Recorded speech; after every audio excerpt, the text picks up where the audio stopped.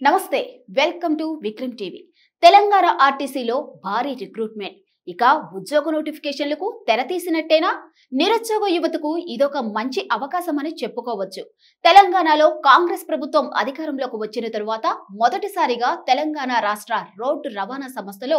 3035 ఉద్యోగాలను భర్తీ చేయడానికి అంగీకరిస్తూ నోటిఫికేషన్లు జారీ చేసింది నిజానికి మహాలక్ష్మి పథకం కింద మహిళలకు ఫ్రీ బస్ పెట్టడం ద్వారా బస్సుల సంఖ్య ఎక్కువగా లేకపోవడం వల్ల మహిళలు గాని పురుషులు గాని చాలా ఇబ్బందులు ఎదుర్కొంటున్నారు ముఖ్యంగా దాన్ని నివారించడానికే ఈ రిక్రూట్మెంట్ చాలా వరకు హెల్ప్ అవుతుందనే చెప్పాలి ఇక ఇదిలా ఉంటే ఈ నోటిఫికేషన్లతో మొదలుపెట్టి అన్ని రంగాల్లో కూడా ఉద్యోగాలను భర్తీ చేయడానికి రానున్న కాలంలో భారీ నోటిఫికేషన్లు కూడా విడుదల చేయడానికి గవర్నమెంట్ సిద్ధమవుతున్నట్టుగా తెలుస్తుంది ఇక మొత్తానికైతే టీజీఎస్ ఆర్టీసీ రిక్రూట్మెంట్ 2024లో భాగంగా ఖాళీల వివరాలను కనుక మనం చూసుకున్నట్లయితే 2000 మంది డ్రైవర్లు 743 శ్రామికులు 114 మెకానికల్ డిప్యూటీ సూపరింటెండెంట్లు ఇక 84 ట్రాఫిక్ డిప్యూటీ సూపరింటెండెంట్లు 25 డిపో మేనేజర్లు అసిస్టెంట్ ట్రాఫిక్ మేనేజర్లు 23 అసిస్టెంట్ సివిల్ ఇంజనీర్లు 15 మంది అసిస్టెంట్ మెకానికల్ ఇంజనీర్లు 11 మంది సెక్షన్ ఆఫీసర్లు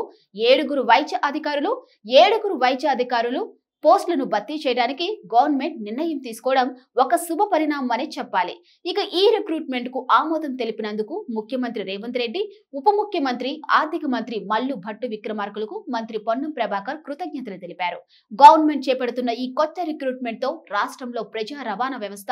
మరింత బలోపేతం అవుతుందని ఆయన పేర్కొన్నారు అదనంగా మహాలక్ష్మి పథకం కింద పెరిగిన డిమాండ్ను తీర్చడానికి కొత్త బస్సులను కొనుగోలు చేస్తున్నామని ఈ కొత్త కొనుగోలుతో రిక్రూట్మెంట్ సరిపోతుందని ఆయన పేర్కొన్నారు 3035 పోస్టులను వీలైనంత త్వరగా భర్తీ చేస్తామని మంత్రి హామీ ఇచ్చారు